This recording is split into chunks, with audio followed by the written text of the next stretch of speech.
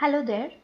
I'm going to assume that you are a certified health score basic front desk user and are aware of how to check in a patient.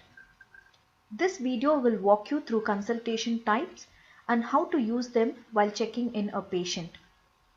Consultation types are what they literally mean, various types of consultation that are offered by a doctor. Hence, when you check in a patient, the options available will be dependent on the doctor you are checking them against. After you log in with your credentials, click on the left side list and choose Check-in from the options. If you don't see this option, then you may not have the permission to check in a patient. Please contact your administrator for access. In the check-in page, select the patient name.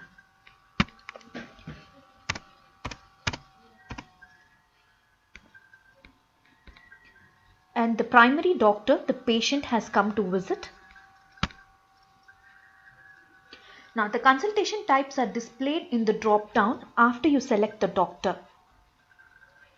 For example, when you choose Dr. Ashlesha, the consultation types displayed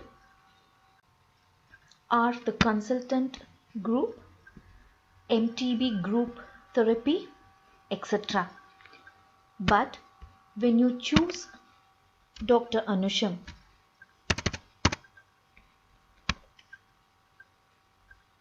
the consultation types will change.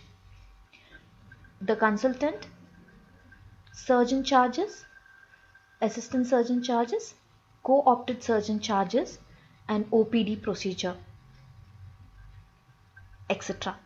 Now these different types are defined for every doctor by the admin when setting the price list.